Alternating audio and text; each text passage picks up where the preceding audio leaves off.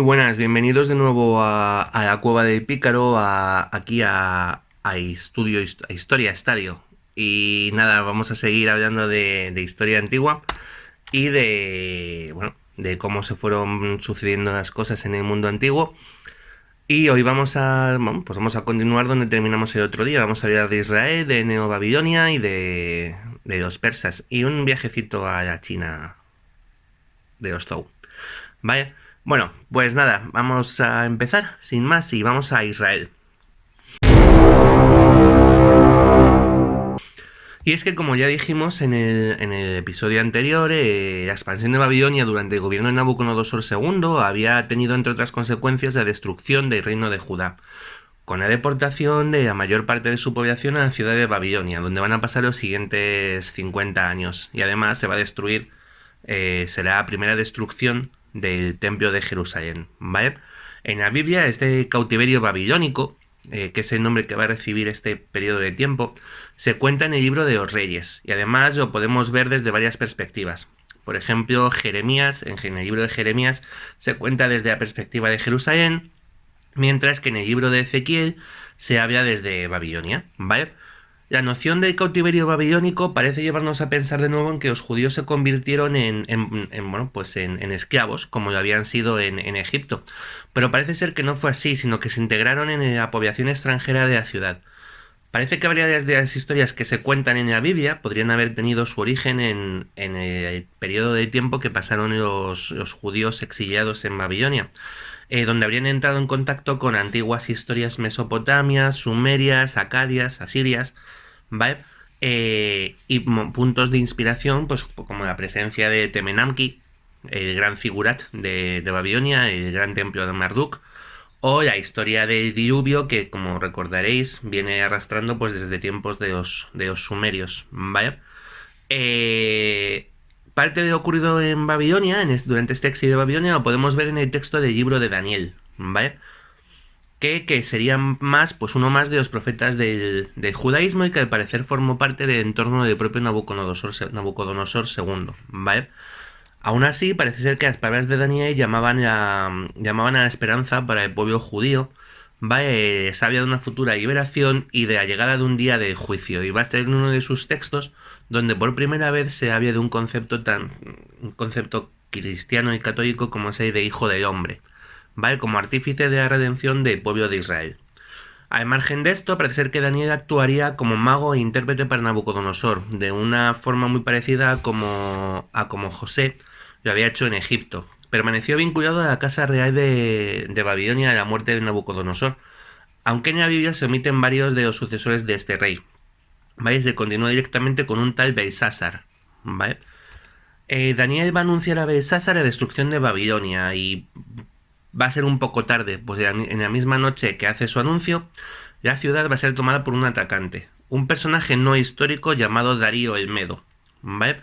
Varios de los enemigos de Daniel van a conjurar contra él y van a convencer al conquistador de que Daniel había violado uno de sus edictos, así que Darío va a arrojar a Daniel a uno de los fosos llenos de leones, pero estos se negaron a atacar al profeta, de modo que Daniel será liberado y sus acusadores van a ser a quienes de los leones se coman, ¿vale? Esta imagen, esta iconografía de Daniel en el foso de los leones va a ser una de las más recurrentes y más famosas durante toda la Edad Media, por ejemplo. Va a aparecer en numerosas columnas, pórticos, etc. ¿Vale? El mayor problema con esta narración es que se sale de la historia. No hay ningún Darío el Medo. No sabemos quién es Darío el Medo, ni tomó Babilonia, ¿vale? Aunque sí que se habla, por ejemplo, en el libro de Daniel de otros eventos que sí que son reales. Como por ejemplo, pues la entronización de Ciro el Grande. Y de Ciro el Grande sí que vamos a hablar ahora mismo porque nos pasamos a Persia.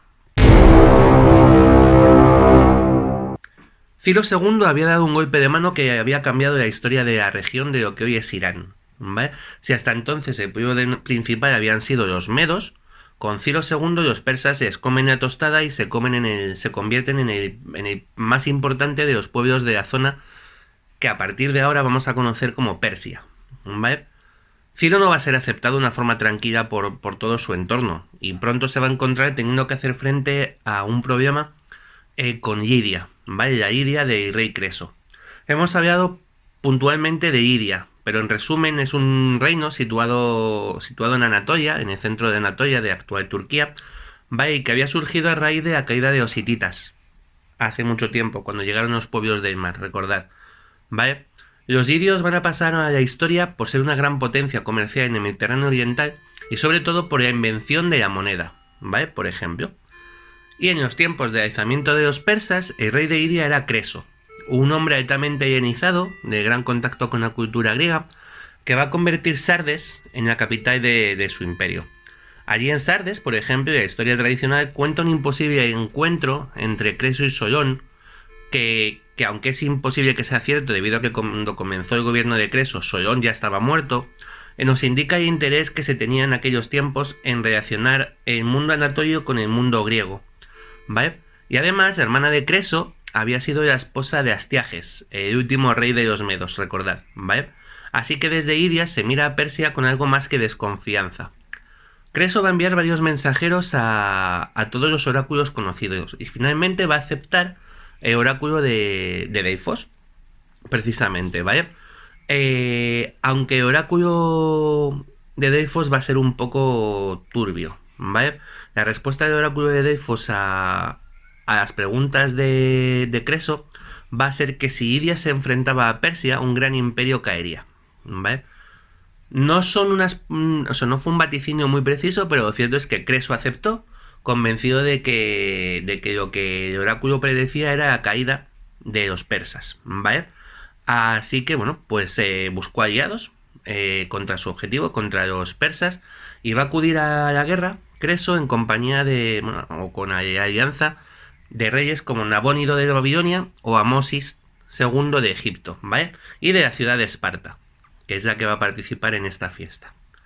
Y con todos ellos, Creso y los irios van a cruzar el río Ais, que hace de frontera entre los dominios de Iria y de Persia. Creso va a tomar una ciudad persa, Pteria, en tierras persas, ¿vale? Pero Ciro no va a dudar un instante y se va a poner en movimiento con todas sus fuerzas hacia Teria, ¿vale? Para encontrarse con el ejército de Creso. Allí Creso va a ser machacado por las fuerzas de Ciro y los irios se van a ver obligados a retroceder cruzando de nuevo el río Ais en dirección a Sardes y seguidos por los persas. Ciro va a volver a derrotar a los irios en la batalla de Timbrea, ¿vale? Cerca de Sardes, y al parecer utilizando camellos, lo que permitía que esos dos soldados cabalgaran juntos en el mismo camello y se protegieran en la espalda el uno al otro, en una gran innovación en el momento que obligó a los sirios a encerrarse en Sardes, ciudad que Creso consideraba inexpugnable, y a la que los persas pusieron sitio. Mientras Creso llamaba a sus aliados, a Babilonia, a Egipto y a Esparta, para que acudieran en su ayuda, Ciro encontró una forma de entrar en Sardes, ¿vale? A través de unos peñascos bastante arriesgados, pero que no estaban protegidos por las murallas. El nuevo rey Ciro lo consiguió y los persas tomaron Sardes tras 14 días de asedio, tan rápido que muchos de los aliados del rey de Iria no se habían puesto ni siquiera en movimiento. Con Ciro II tomando Sardes, Iria se incorpora a Persia, pasa a ser uno más de los dominios persas, y aquí hay versiones diferentes. Según unos, Creso fue ejecutado por orden de Ciro después de tomar Sardes, y según otros, el rey Aqueménidas se lo va a llevar con él, convirtiéndolo en uno de sus más fieles consejeros. De una forma o de otra, lo cierto es que Ciro ya había visto dos cosas: el potencial de Persia para la conquista y la presencia de egipcios, griegos y babilonios entre sus enemigos. Y Ciro va a tener una gran memoria al respecto, ¿vale?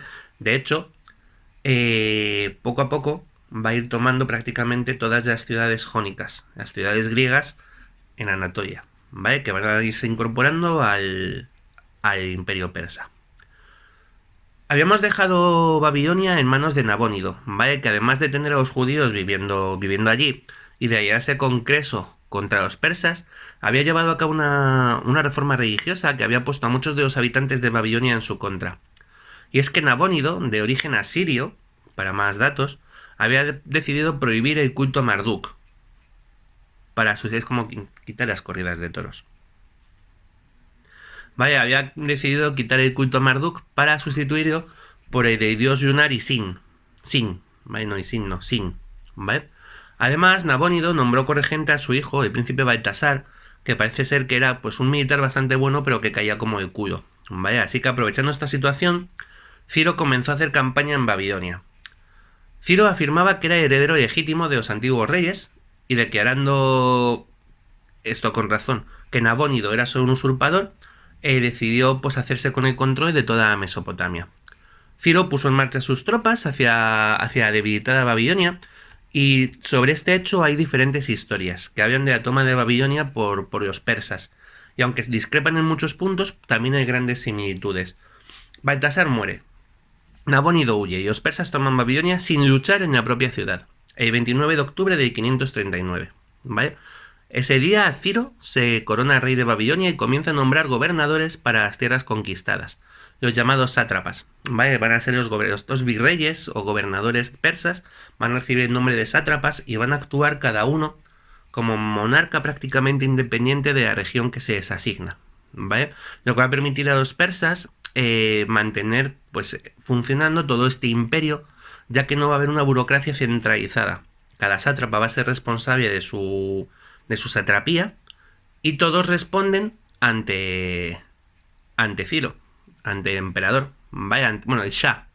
Cuando hablemos de emperadores en Persia son los Shah, es el nombre que se les daba, ¿vale? Estos sátrapas van a actuar en nombre de Ciro, mientras que él va a mantener la dignidad real, asociada además en Persia a un estatus pues prácticamente divino, va a ser un dios, ¿vale? Ciro resultó, hablando de dioses, Ciro resultó bastante abierto en lo que a religiones se refiere. Restableció en Babilonia el culto a Marduk, lo que valió de aceptación de los babilonios, pero además permitió a los deportados de otras regiones volver a sus lugares de origen, manteniendo con ellos sus objetos sagrados, y así acaba la cautividad babilónica del pueblo judío, de modo que estos pudieron volver a Israel y a Judá, que se habían convertido en provincias dominadas por los persas. Pero pudieron volver con sus cosas y bueno, pues volver a asentarse en las que habían sido sus tierras originales. Con la región occidental del reino asegurado, Ciro continuó conquistando muchos otros pueblos del interior de Asia, ¿vale? Venció a los sogdianos, a los bactrianos y a los arios de las actuales regiones de Afganistán, Turmequistán, Tayikistán y Uzbekistán, ¿vale? Y en 1530 comenzaría una campaña contra los escitas. Los escitas parecen ser que era un pueblo descendiente de aquellos que habían atacado a los Zhou de China unos 200 años atrás, ¿vale? Y que habían obligado a la dinastía a trasladarse a la región oriental. ¿Recordáis los Zhou occidentales? Y que vimos que se terminaban convirtiendo en los Zhou orientales, de los que hablaremos en breve, ¿vale? Bueno, pues los descendientes de estos pueblos se habían asentado en la zona del sur de Rusia aproximadamente, ¿vale? Y a caballo un poco entre Rusia y Europa, entre Asia y Europa, ¿vale? Y bueno, pues seguían siendo un pueblo de pastores, de ganaderos a caballo, que hacían de la guerra a caballo su señal de identidad, ¿vale? Y que consiguieron hacer frente al gran conquistador. Ciro II murió enfrentándose a una de estas tribus de escitas, pero antes de abandonar Persia, Ciro había nombrado un heredero, su hijo Cambises II, que sería coronado como rey de Babilonia y que se convertiría de inmediato en el nuevo líder del imperio persa. Cambises II no va a tardar nada en mostrar de qué pasta estaba hecho. Y tras poner sus ojos en Egipto, ¿vale?, ordenó la muerte de su hermano, Esmerdis, ¿vale?, que había sido nombrado por su padre gobernador de las provincias orientales del imperio persa, lo que convertía en una molestia para Cambises. En aquellos momentos gobernaba Egipto el faraón Psamético III, hijo de Amoses II, aquel faraón que ayudara a Creso contra Ciro, ¿vale? Psamético III, pues era un faraón joven, se encontró de pronto con que se venía encima toda la maquinaria de guerra del ejército persa y trató de hacer frente a esta situación lo mejor que pudo, es decir, contratando mercenarios que lucharan por él.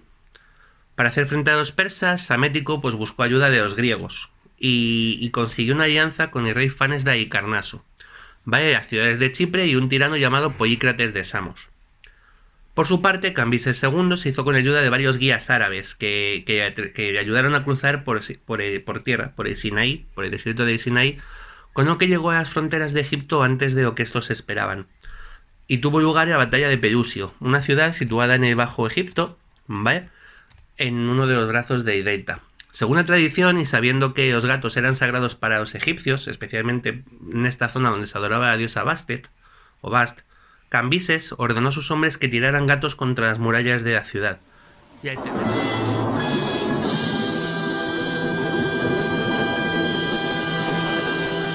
al temer que sus animales sagrados sufrieran, los habitantes de Pelusio se rindieron, permitiendo que Cambises II entrara en Pelusio y por lo tanto en Egipto. ¿Vale? La escena de los gatos tirados con catapultas contra la ciudad tiene su misterio, ¿vale? Tras la derrota de Pelusio, bueno, esta derrota marcó prácticamente lo que fue la caída de Egipto en manos persas. Con el descrédito ya de esta derrota, los aliados de Psamético III se pasaron al bando persa, ¿vale? Fueron muy cabrones y dijeron, ahí te quedas, ¿vale? De modo que el faraón se vio obligado a buscar refugio en la ciudad de Menfis, y aunque los refugiados llegaron seguidos por los persas, no se detuvieron hasta haber tomado Menfis, ¿vale? Según la historia tradicional, Cambises II ejecutó a hijo de Psamético III, aunque mantuvo al faraón cerca, queriendo que fuera uno de sus consejeros. Sin embargo, Psamético trató de conspirar contra Cambises y al ser descubierto se suicidó, supuestamente bebiendo sangre de toro. No sé por qué va a ser venenosa, pero bueno.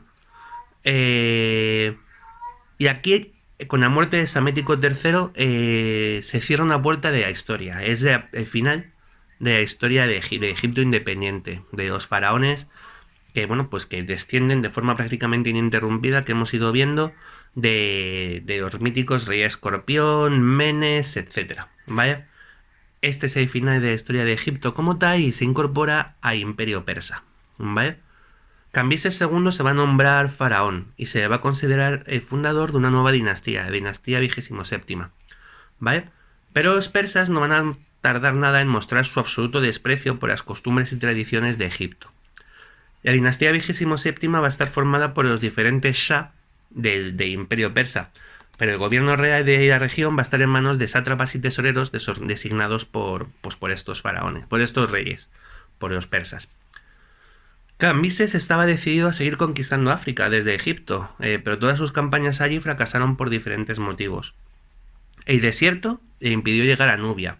Uno de sus ejércitos que buscaba el oráculo de Amón en Sigua se perdió y desapareció por completo, y los fenicios se negaron a transportar sus ejércitos hasta Cartago, de modo que Shah tuvo que conformarse con haber conquistado ya Egipto antes de recibir preocupantes noticias que venían de Persia. Y es que mientras Cambises II estaba andando por África, un sacerdote, un mago, que es como llamaban a los sacerdotes zoroástricos en Persia, los magos, ¿vale? Un mago llamado Gaumata había conseguido hacerse pasar por el difunto hermano de Shah, por Esmerdis. Shah, cuando había matado a Esmerdis, parece ser que lo mantuvo en secreto, y entonces este Gaumata se hizo pasar por Esmerdis y nadie pudo decir que no porque no sabían que estaba muerto. Y Esmerdis consiguió una parte de apoyo de la sociedad persa. Cambises volvió a toda prisa para imponerse al usurpador, a este falso Esmerdis, pero este había conseguido demasiados apoyos y al ver que estaba destinado a fracasar, según algunas teorías o según algunos historiadores, Cambises II prefirió suicidarse en el año 523 tras 7 años de reinado y haber conquistado Egipto para Persia. El falso Esmerdis se convirtió en el nuevo Shah, ¿vale?, de los persas, pero no va a durar demasiado en el cargo, porque en el 521 va a hacer su aparición Darío I, y con él va a continuar la expansión de Persia. Y como he dicho antes,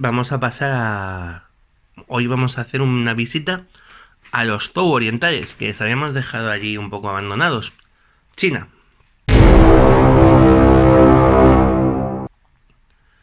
La última vez que hablamos de China, la habíamos dejado bajo el dominio de la dinastía Zhou. Vaya, habíamos visto cómo después de una revuelta interna con la participación de tribus nómadas de las estepas asiáticas, antecesores de los escitas frente a los que murió Ciro el Grande, los Zhou se habían trasladado hacia Oriente, donde los Zhou seguirían reinando durante la friolera de otros 525 años. El primer rey Zhou occidental va a ser Zhou Ping, que si recordáis el capítulo 10, era hijo del rey Zhou Yu y su esposa legítima, la reina Shen, ¿vale?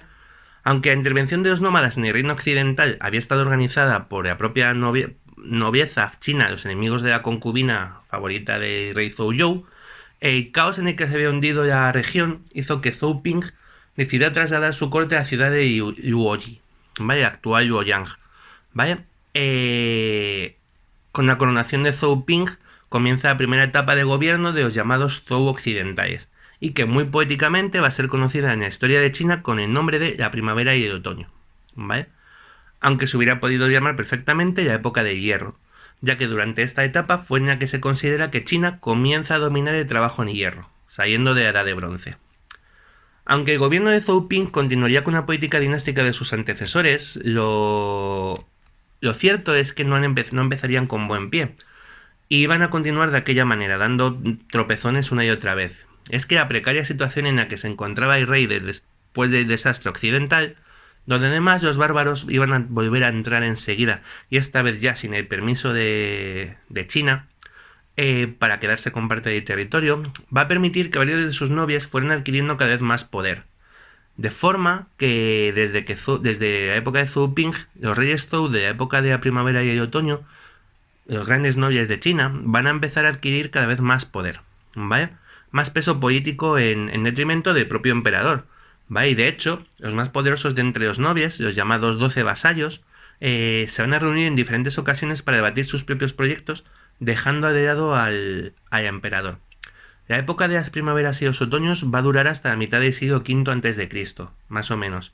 Pero antes de pasar a ver la convulsa época que la continuaría, vamos a ver un poco las dos figuras más importantes de este tiempo, y que curiosamente no van a ser guerreros ni reyes, van a ser filósofos.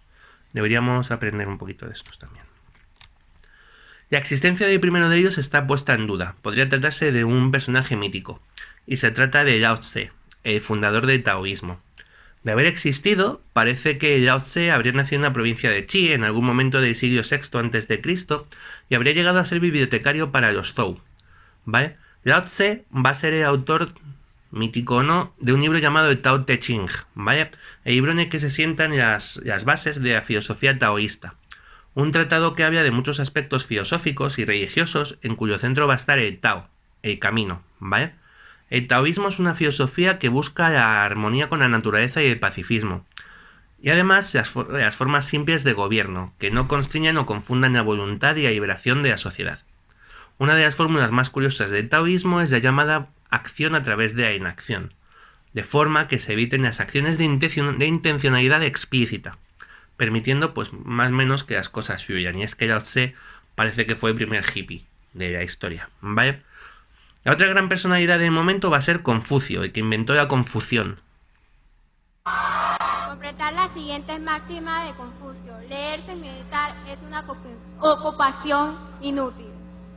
Adelante. Muy buenas noches, Panamá. Confucio fue uno de los que inventó la confusión y por eso de lo más antiguo, fue uno de los chinos japoneses que fue de lo más antiguo. Gracias. Al contrario que Lao Tse, la existencia de Confucio sí está verificada, y curiosamente sus historias se cruzan, ¿vale? Uno de los mitos alrededor de ambos es que se conocieron en la biblioteca de los Zhou, donde tuvieron largas conversaciones que llevaron a que ambos desarrollaran sus propios sistemas de pensamiento. Confucio había nacido en una familia noble que pronto se va a ver arrojada a la pobreza, a pesar de lo cual el pequeño Confucito, va a tener una cuidadosa educación, ¿vale? Que va a permitir convertirse en funcionario en la provincia de Lu, en la que había nacido. Va a llegar a ser ministro de Justicia, aunque va a terminar dimitiendo por discrepancias con el gobierno local, ¿vale? De la provincia de Lu. Confucio va a terminar convirtiéndose en un sabio errante que va a vagar por China, hablando de su filosofía a pequeños grupos de seguidores. Y su objetivo va a ser el buen gobierno. Confucio habla de la persecución de la virtud como objetivo para todos los seres humanos, que deben entender que todo el ser humano tiende, o debe tender, o debe ir hacia la perfección, tanto en la vida privada como en la vida pública. Y de hecho, un análisis de confucianismo, que esto sí que es lo que creo Confucio, no la confusión, el confucianismo, nos va a dejar ver que lo que Confucio presenta no es solo una filosofía, sino todo un proyecto social prácticamente utópico, ¿vale? Y bueno, con estas dos figuras vamos a dejar un poco atrás la China de los Zhou orientales. En 2 episodios supongo que podremos hablar del resto de las guerras, de la época del desastre y de los trastornos, ¿vale? Y vamos a hacer una pequeña parada en la India. Y es que en la India, mientras tanto, la civilización védica, de la que habíamos ya hablado, comenzaba a transformarse en la llamada civilización brahmánica, ¿vale? Adquiriendo la religión hindú las características que han permanecido hasta el día de hoy. Los brahmanes, que dan nombre a esta etapa, van a ser una casta de la casta de los grandes sacerdotes, por así decirlo, cuyo nombre deriva a su vez del principal dios del hinduismo, Brahma, el creador de mundos, ¿vale? Políticamente, los viejos reinos védicos van a comenzar a transformarse en reinos brahmánicos, a cuyo frente se va a encontrar un Raja, que es el nombre que va a tener el rey en la India de estos pequeños reinos independientes. La religión brahmánica, como ya hemos dicho, va a tener en Brahma a su dios principal, acompañado por otros 2 dioses, Vishnu y Shiva, que van a formar la tríada principal. Y por cierto, las esposas de estos 3 dioses van a formar una tríada femenina también de gran importancia, Sarasvati, Lakshmi y Parvati, ¿vale? Las historias y complejidades de la religión brahmánica requerirían, de mucho tiempo, así que no vamos a profundizar hoy demasiado en ello.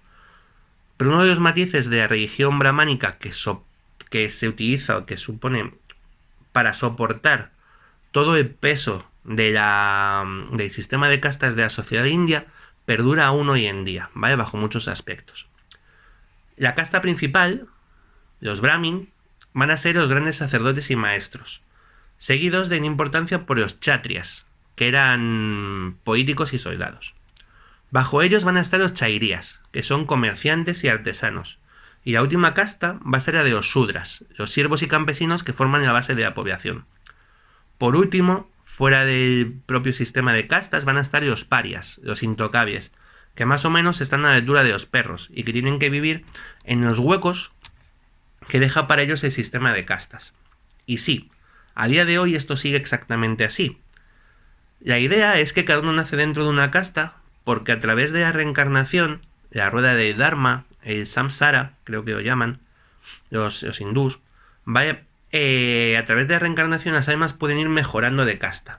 De modo que aquellas almas más puras son las que renacen como brahmanes, mientras que si realizas alguna acción execrable o impura, tu alma cae hasta el escalón más bajo y vuelves a nacer como un paria.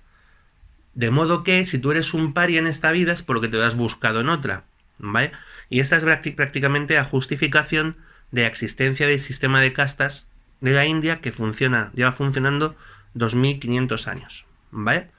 Y contra el cual parece imposible hacer nada. Y así van las cosas, ¿vale? Curiosamente, al igual que en China, aparecen en esta época Confucio y Lao Tse, ¿vale? En India van a aparecer también 2 figuras que van a ofrecer importantes cambios religiosos y filosóficos, ¿vale? Y también van a ser los que pasarán a la historia.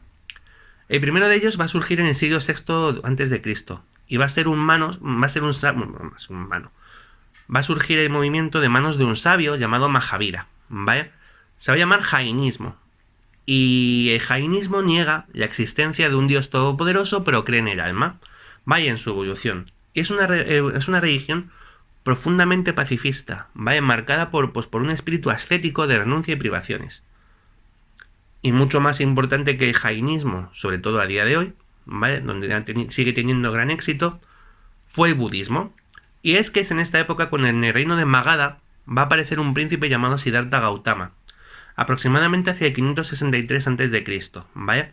Siddhartha va a pertenecer a una familia de aristocracia de Magadha, ¿vale? Pero en un momento de su vida, y tras una revelación espiritual, decide abandonar todas sus riquezas, a su familia, para llevar a cabo una vida de privaciones y de observación, convirtiéndose primero en mendigo y luego finalmente en maestro, enseñando su filosofía y va a ganarse el título de Buda, que significa el despierto. Va a ser el primer Buda. La base del budismo y el jainismo es la misma. Es una doctrina filosófica antigua, procedente de los tiempos védicos, llamada Sramana, ¿vale?